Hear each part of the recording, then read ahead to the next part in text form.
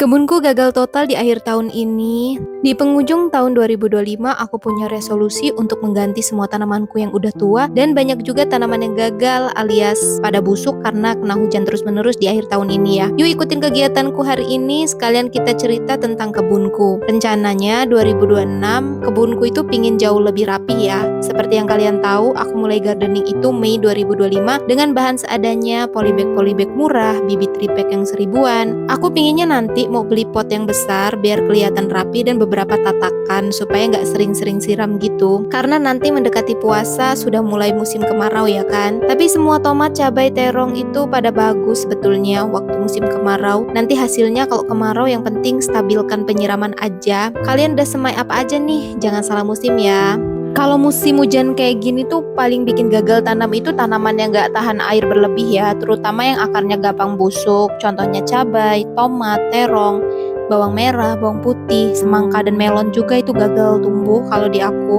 Kalau hujan terus akar kebanjiran, jamur juga gampang muncul, bunganya rontok akhirnya gagal panen ya. Di pojokan sini aku tanamin kacang panjang dan aku mau ambil aja karena ada beberapa yang tua ternyata digigitin semut merah. Ya ampun, banyak banget semut merahnya di sini. Untuk tanah yang sudah terpakai atau bekas tanaman, aku olah kembali. Caranya tuh gampang banget, tinggal tumpuk aja kalau aku di pojokan kebun. Kalau ada sisa dapur atau sampah organik boleh banget nanti ditimbun. Di sini tuh campur juga dengan daun kering dan sedikit kapur dolomit.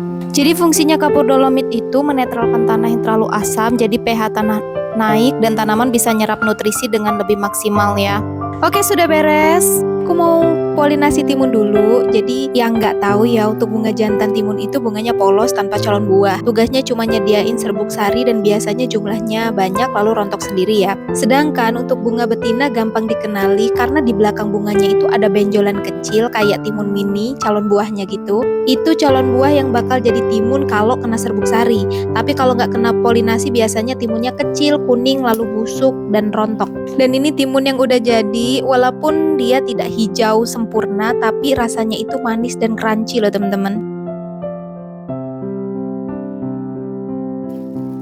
Ini aku mau pindahin ayam di pojokan karena si ayam kampung mau dipindahin ke umbaran. Jadi ayam petelurnya mau aku pindahkan satu persatu ke kandang baterai. Jadi ayam petelur itu kalau di kandang umbaran malas bertelur teman-teman, karena dia lebih banyak beraktivitas kan, jadi menghabiskan energi. Sayang banget, padahal kan ayam petelur itu rakus pakan ya. Jadi ini sudah waktunya kita pindahkan untuk persiapan ayam bertelur produktif. Biar dia beradaptasi dulu, kalau mepet bulan bertelur nanti dia stres. Karena kalau habis pindah kandang begini, berat ayam itu susut dulu ya. Nanti aku update lagi kalau udah bertelur, oke? Jadi si Sabron, ayam petelur punyaku, itu ayam petelur super rajin. Hasil persilangan khusus, bukan ayam kampung murni, tapi produktivitasnya bisa hampir tiap hari bertemu dengan telur coklat yang ukurannya stabil. Ayam ini juga terkenal jinak, gampang adaptasi dan hemat pakan. Makanya sering dipakai pemula sampai peternak skala besar. Uniknya lagi, Isabron mulai bertelur lebih cepat, sekitar umur 4-5 bulan, dan tetap konsisten asal pakannya cukup protein dan kandangnya nyaman ya teman-teman. Jadi untuk Isabron ini fokusnya itu cuma bertelur terus ya teman-teman, bahkan bisa hampir tiap hari kalau pakannya dan cahaya cukup. Ayam ini juga bisa berhenti bertelur sementara kalau stres atau pindah kandang, tapi bukan berarti mandul. Uniknya lagi Isabron ini lebih peka sama cahaya, jadi telurnya itu bisa telat keluar hanya gara-gara durasi lampu kurang dari 14 jam.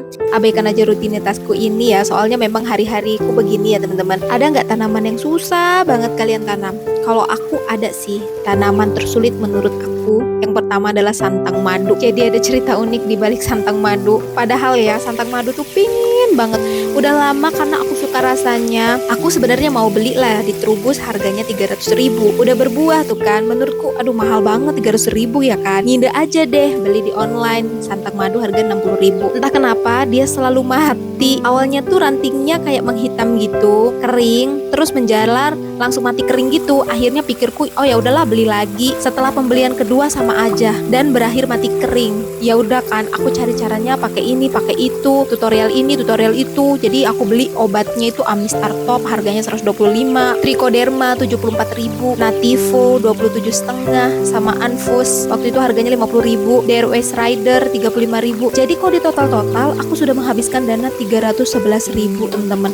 Dan bibit jeruk itu aku udah 3 kali beli, harganya 60.000, berarti kali 3 180.000, total 491.000. Tanaman mati terus, uang habis, aku kapok teman-teman.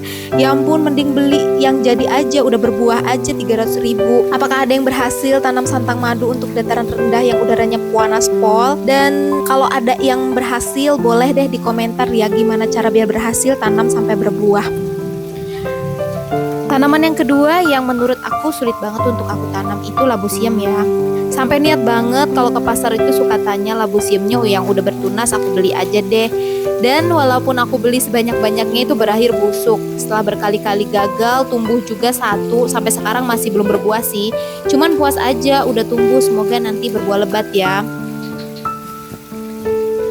Oh iya teman-teman, sambil aku ngerjain pekerjaan aku, banyak juga yang sering nanya, aku pakai bibit apa, potnya beli di mana, sama alat kebun yang aku pakai sehari-hari itu apa. Jujur aja, aku juga mulai berkebun itu dari yang murah-murah dulu, bibit tripack, pot plastik biasa, polybag yang 1 kiloan itu, yang penting bisa dipakai dan fungsional. Jadi biar nggak bolak-balik jawab satu-satu, aku kumpulin beberapa link rekomendasi bibit pot sama alat kebun yang sering aku pakai di deskripsi ya. Untuk bibitnya itu harganya 1000-an, 1.500, 2.000, terus ada juga yang paketan. Siapa tahu bisa membantu teman-teman yang pengen mulai berkebun dari nol kayak aku dulu. Oke, lanjut ya.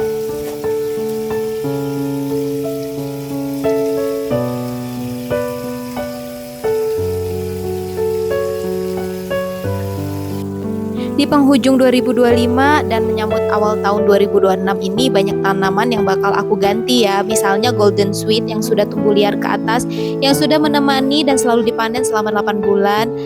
Dan tomat yang sugar ini yang hancur parah kena hujan. Aku juga bakal tanam sawi pagoda, chaisim, kalian hidroponik. Karena banyak kan keluhan kalau di musim hujan sayuran yang seharusnya bisa survive kebanyakan busuk kalau langsung ditanam di tanah. Nanti aku mau coba hidroponik kecil-kecilan, semoga terrealisasi ya di tahun depan. Aku tuh masih banyak kegiatan, aku juga bekerja, kadang bagi waktunya itu masih agak sulit ya. Biasanya ya wanita tuh punya segudang rutinitas, bahkan di hari Minggu ada aja proyek besarnya ya kan Bun. Bahkan sekarang aja aku cerita kebun itu sambil mengerjakan rutinitas, karena kalau aku fokus ke kebun aja pekerjaan aku bisa terbengkalai. Harap maklum aja ya. Dan nanti jam 10 aku harus berangkat bekerja dan lembur sampai jam 10 malam. Gak ada waktu lagi untuk ke belakang ya, pokoknya maklum aja, kontenku kadang suka kesana suka kesini. Karena aku mau mengabadikan setiap momen tanpa harus meninggalkan kewajiban aku ya. Aku juga bukan tipe orang yang punya banyak circle, nggak terlalu suka nongkrong, nggak terlalu aktif bersosialisasi. Rutinitasku ya itu aja, dan jujur udah hampir 3 tahun aku hidup dengan pola yang sama. Jadi aku ngerasa ada yang berbeda aja, bukan capek fisik tapi capek di kepala ya teman-teman. Kalian pernah nggak kayak bangun pagi itu tapi nggak excited jalanin hari tanpa rasanya tuh kosong gitu. Mungkin istilah zaman sekarang itu kayak burnout gitu.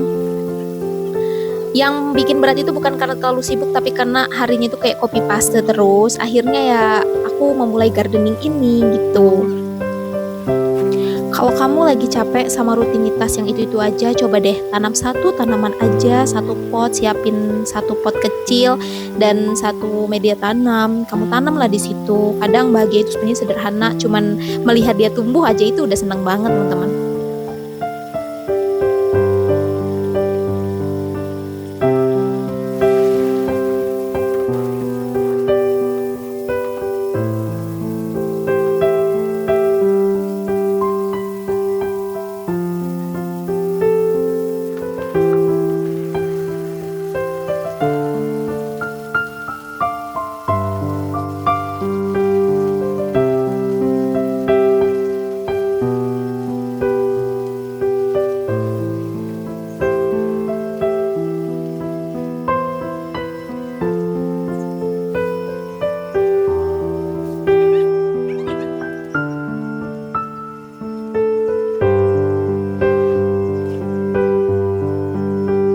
Oke, segitu aja videoku. Semoga video ini membuat kalian jauh lebih bersyukur untuk menjalani hidup. Dan teman-teman, segitu dulu dan curhatan kebunku dan rutinitasku hari ini, dari kebun yang berantakan, tanaman gagal, ayam dipindah, sampai mimpi kebun 2026 yang lebih rapi.